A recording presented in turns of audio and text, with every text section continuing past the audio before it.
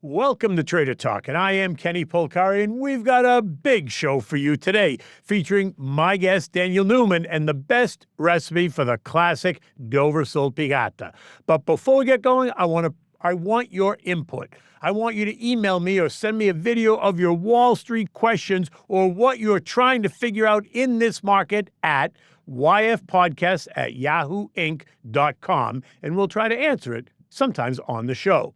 Now, let's jump into my big take. For years, the market's engine has been the Magnificent Seven, the handful of tech names that dominated risk assets and drove nearly every headline in the S&P 500. That narrative powered the rally for so long that owning those stocks felt like owning the whole market itself. But as we move deeper into 2026, that dominance is starting to shift in a measurable way. Here's what the tape is telling us right now. Market participation is broadening. The S&P 500's rally in early 2026 isn't just about the top handful anymore. Breadth has improved to its healthiest level in years, meaning more of the other 493 stocks are contributing to the gains. And that suggests investors are finally looking beyond the mega cap tech story for opportunities. Small caps are showing real strength. The Russell 2000 recently hit record highs, while tech giants took a breather, signaling a rotation into smaller, less crowded areas of the market. When smaller stocks run, it often points to improving risk appetite and a broader economic recovery story. Wall Street strategists see broader rally firms like Wells Fargo are now calling for the market's rally to widen out beyond the mega caps, with sectors like financials, materials, and energy starting to participate more and more meaningfully. And the skeptics, and they're talking ROI over hype. Big short legend Michael Burry is warning that the old way of valuing tech, eyeballing revenue growth driven by AI excitement, could be misleading, and that returns on invested capital need to catch up if this long cycle is going to continue. So here's the bottom line for traders. The peak crowded trade, where everyone owned the same mega cap names, is loosening. It doesn't mean the Magnificent Seven are dead, far from it. But it does mean that you're more likely to find alpha outside of the headline names. Diversification and market breadth are becoming real drivers of performance. And short-term rotations, well, they matter again. Not just long bets on everybody owns it. So if you're still leaning 100% into the biggest names just because they always go up, you might be late to the party. The market's telling us participation has broadened, and that's where the next leg of gains is going to come from. Now, I want to bring in my very good friend, Daniel Newman, who is a visionary at the crossroads of people and technology. He is the dynamic CEO of Futurum Group and a globally ranked top 5 tech industry analyst. He is a 7-time best-selling author and sought-after voice on Fox Business, CNBC, Bloomberg, Forbes, The Wall Street Journal, etc. And he turns digital transformation and AI mastery into strategic advantage for the world's biggest brands while educating the investing public on where the trends are going.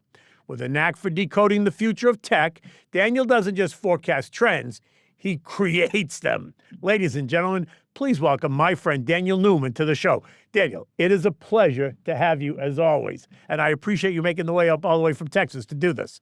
Kenny, it's great to be here with you. Always fun to sit down and chat markets with you. And we're going to chat a lot. Actually, we're probably going to run out of time because there's so much to talk about. But look, let's start with this big picture in AI, right? You say that we're at the very early stages of a multi-decade super cycle and that we're not in a bubble, right? Something I actually completely agree with you, and I don't think we're in a bubble at all. So just put it on the table and help the viewers understand this kind of mindset. Yeah, remember when Netflix started shipping DVDs? How novel that was? Yeah.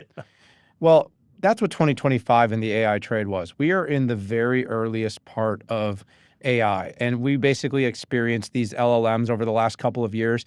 It's basically OpenAI and Google have been shipping DVDs to our house, and we all said, woo, this is really, really neat. Right. But you remember what actually was happening when we thought that was the thing. Remember Blockbuster went chasing down, they started shipping DVDs, and Hollywood Video started shipping DVDs. Well, the bottom line is that we are just starting to see the possibilities, and the people that are saying it's a bubble are looking at the entire TAM of AI, the entire market opportunity of AI, as being however many subscriptions you can get to OpenAI. Right. So hold on a minute. Let me just go back and define that. When you say the total TAM, what you mean is the total addressable market. Correct. Okay. Yes. And so that total market is that's a fragment of the AI opportunity. You'll hear day in and day out right now. You hear Nvidia and Lilly announcing $1 billion deal together to accelerate drug discovery. Right. You see the financial sector, banks modernizing and completely reimagining how they go to market. Huge amounts of growth. Enterprise AI is going to be the trend of 2026. And enterprise AI reflects something like 95% of the world's data that sits behind a firewall, Kenny. This data is not accessible to any of the models that you're using today. But you know who owns all that data?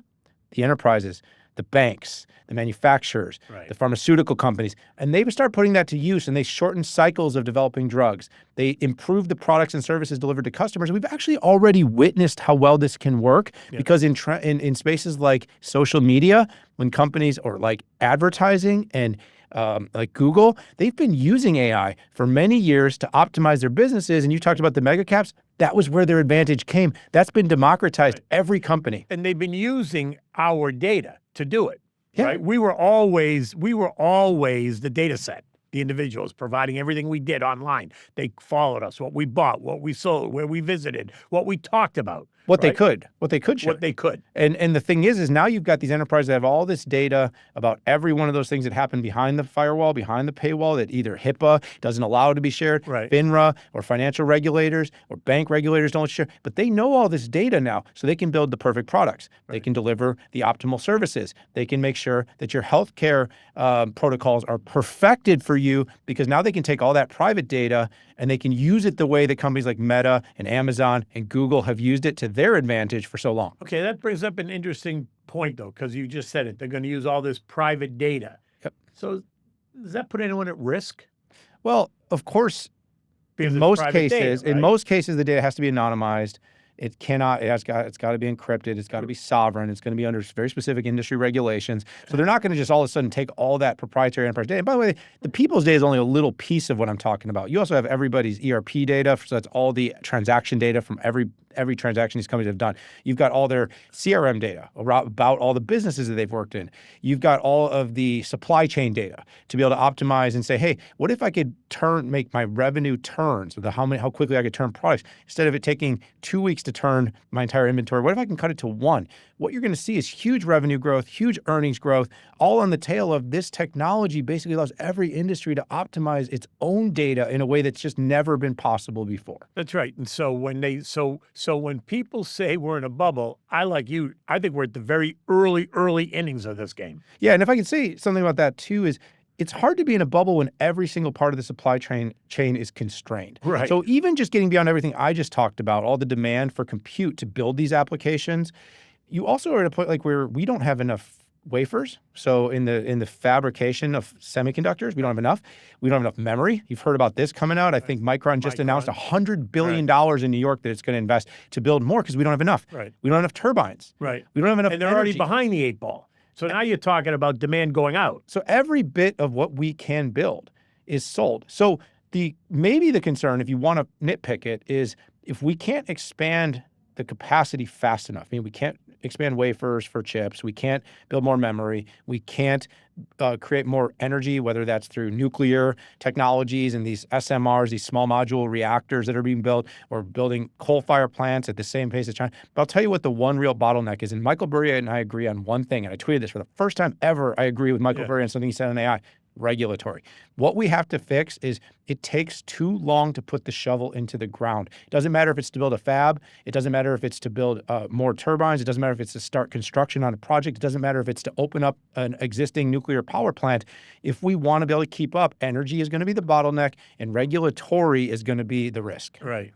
And I suppose we're going to hear more about that now, certainly as 26. But the demand, just to be clear, is insatiable. Yeah, I talk to CEOs, Kenny, all the time of companies. Every single one of them is looking at AI as the number one enabler of them to continue to meet revenue growth, profit growth, and efficiency growth across their businesses. Right, and you can see that. You can see it. Listen, you brought up a good point, and it just happened today, which is why it's so significant.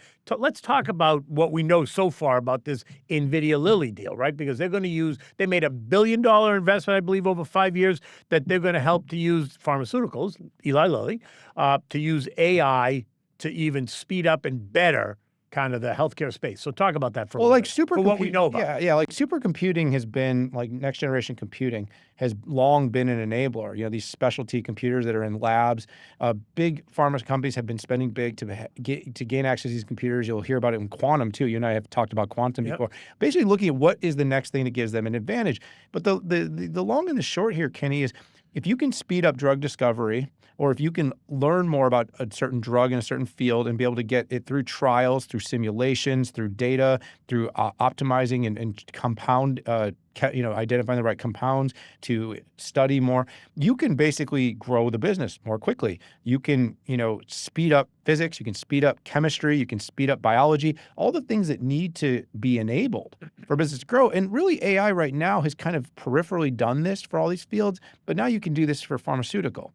You can do this for manufacturing. You can do this for automotive. You're already seeing how we're simulating automotive so that cars, because you can't drive enough miles to be autonomous, but you can do that for vehicles.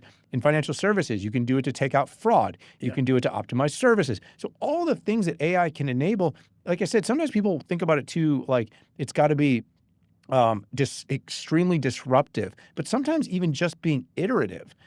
In your field, like in a pharmaceutical, 1.1x. What does that mean when every drug can get to market 1.1 times faster? How much more growth, how much more TAM, how much more margin? And by the way, when you can do it with more computing, less humans, shorter trials, all the things that can be done in safety, you go, oh my gosh, the industry has the opportunity to grow significantly, be more profitable, deliver greater earnings, and continue to be disrupted, and AI is the ultimate enabler. All right, hold that thought 1 minute, because we're going to take a quick break and come right back.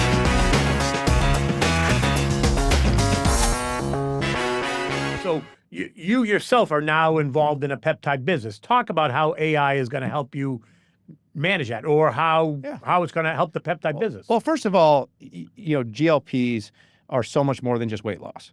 A lot of people kind of understand GLPs as just that one thing, and it's become almost a bit controversial. Is it a vanity thing? Are people only doing it to lose that last 10 pounds? I mean, look, as a society, when we become healthier, when we lose weight, we reduce our risk factors, many of the comorbidities that we have that are created through the foods we eat. And so GLPs actually can change the relationship you have with food. They are a peptide, just so you understand. So when a lot of people hear about collagen peptides, GLPs are a peptide, but there are peptides, Kenny, that can help you with your hormonal and growth and strength. So just so the audience understands, define basically what's a peptide. So a peptide is a short chain of amino acids that sends a signal. There's signals to your body to do something that it once did. So you can have a signal sent to your body that says, "Hey, create more of this of the chemical that helps your body understand you feel full." Okay, so you listening to what you said. It's an amino acid that signals to your body to do something that it once did. Yes. It no longer does. Or doesn't do well anymore. Doesn't do well because of age? Yeah, you'll hear a lot. It's generally as you age, but as you over time, because of the food, because of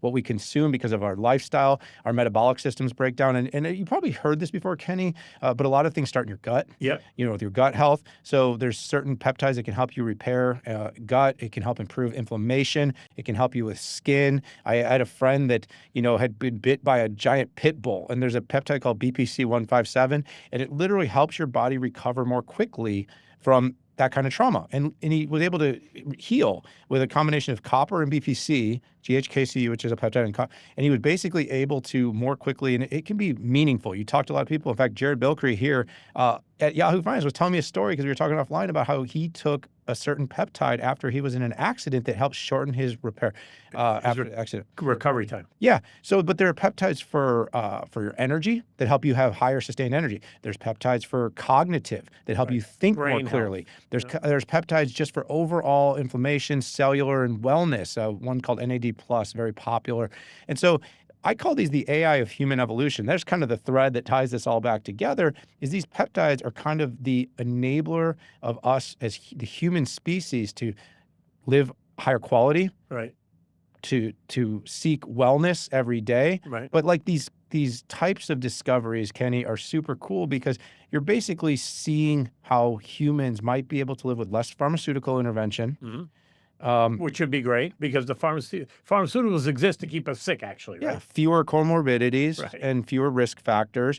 And by the way, just living overall healthier. So I personally, the long and the short of the story for me, Kenny, is I personally went down this journey in 25, Yep. changed my life, got healthier, got more fit, and I loved it so much that I invested in a company called Optimize Health and Performance. And Right. it's a HRT performance peptide clinic, and it basically helps people understand. And where AI is really great is we've built an AI engine that you basically can go in and talk to it about what's your particular things. Because not everybody wants to go to the gym and get buff. Some Right. people just want to lose a little weight. Some people want their skin to glow. Some people say, I have constant stomach and discomfort.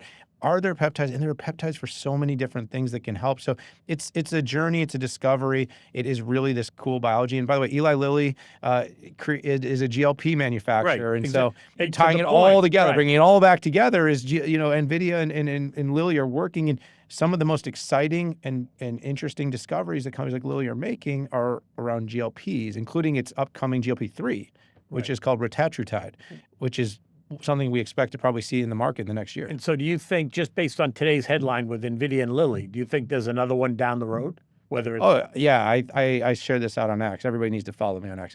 Kidding.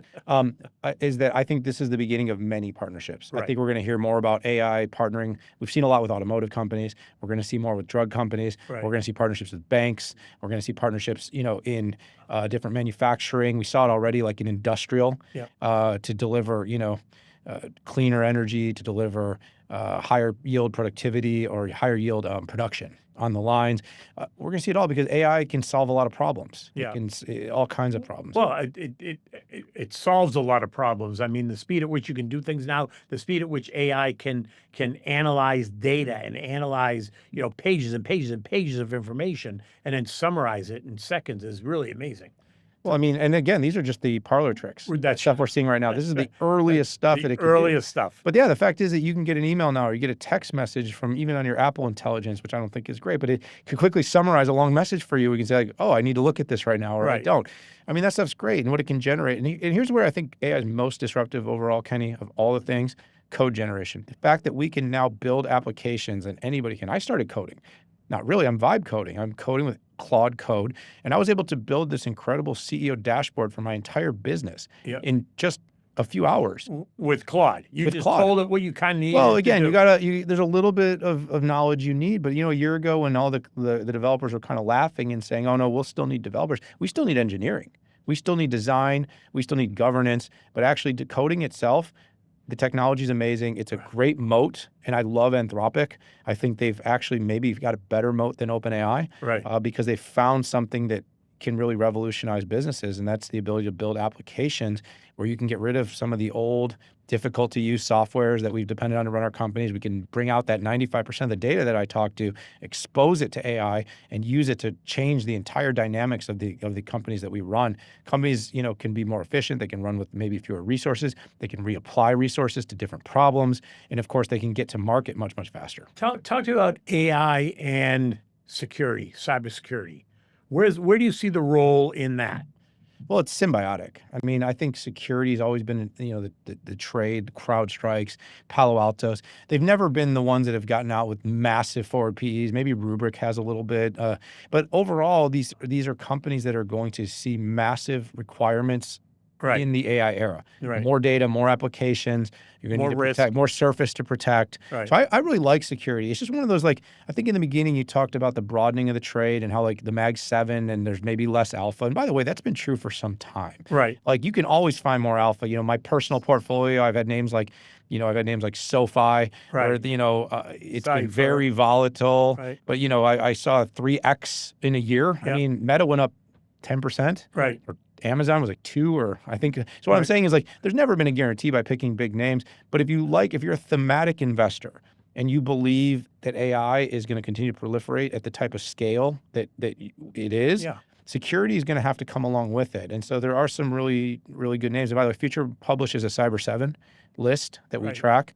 We provide a lot of those kinds of resources. I'll be happy to share it so you can share with your audience. But we have a Cyber 7 list. We have our Future AI 15 that we think are the AI most 15 most interesting companies that aren't Mag 7 names. So on Mag 7, right. Yeah. So outside of the Mag 7, I think, Exactly. which is very important for people to really understand. I think what's going to be another really key theme in 27 and 26 and 27 and beyond is going to be the role that quantum AI starts to play in this whole game. Yeah, well, you and I believe the first time we went on this show together, we spent a lot of time on it. Quantum is unique at being able to solve very specific real-world problems that high-performance computing and AI are not as good at. Right. So I do see a partnership being forged, and there's a reason Nvidia is spending time on it. You know, my good friend, and I'm a shareholder in IonQ, Niccolo De Masi, you know, I've learned a lot from him about this. But really what's going to end up happening is you're going to see this kind of crossing inversion of where certain types of problems, okay? So like optimization problems are very common. Like you're trying to optimize your supply chain, or say a manufacturer Gantt chart. Like you want to understand in a factory where you got to move one thing to another thing to another thing, or in a supply chain where there's different constraints, or a building project, you know, where you have different trades. You know, quantum is sometimes a better solver for these problems than traditional computing.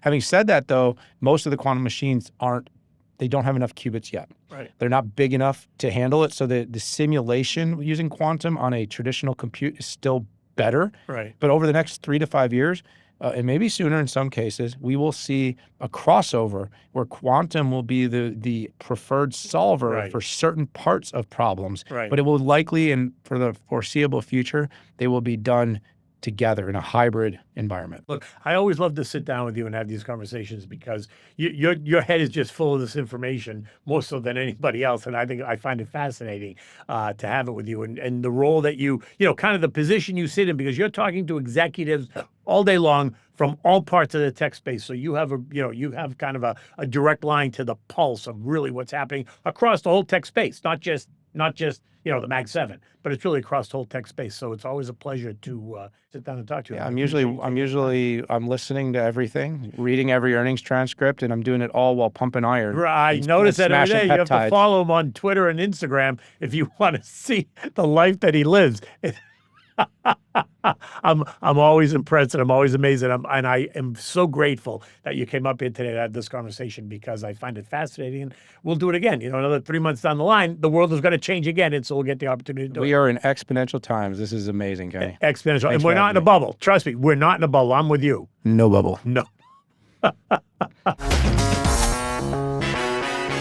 I end every episode with a dish that I serve up, and today I'm going to give you an Italian classic. It's Dover salt piccata. Now, it's a refined evolution of the classic Italian dish piccata alla limone, which dates back to northern Italy, particularly during the Lombardy region in the 19th century. Originally, the piccata referred to the thin slices of veal dredged in flour, sautéed in butter, and finished with lemon juice and capers, a sauce prized for its balance of richness and acidity. As Italian cooking spread and adapted, especially along the coastal regions, the veal was replaced with this delicate white fish. Enter the Dover sole, prized in Europe for its sweet, firm, elegant flesh. French and Italian chefs embraced it in the mid-20th century as a lighter cuisine, pairing the fish with the traditional piccata sauce to let the lemon, the butter, and the capers enhance but not overpower the fish. Today, Dover salt piccata is considered a luxury, restaurant classic dish, simple in preparation, precise in execution, and a perfect example of how traditional Italian techniques evolved into modern fine dining. You can scan the QR code on the screen for the full recipe, and trust me, you can thank me later. That's a wrap for today's Trader Talk, but the conversation continues. Subscribe on Apple Podcasts, Spotify, Amazon Music, or wherever you get your podcasts. And until next time, stay sharp, stay disciplined, and stay in touch. Take good care.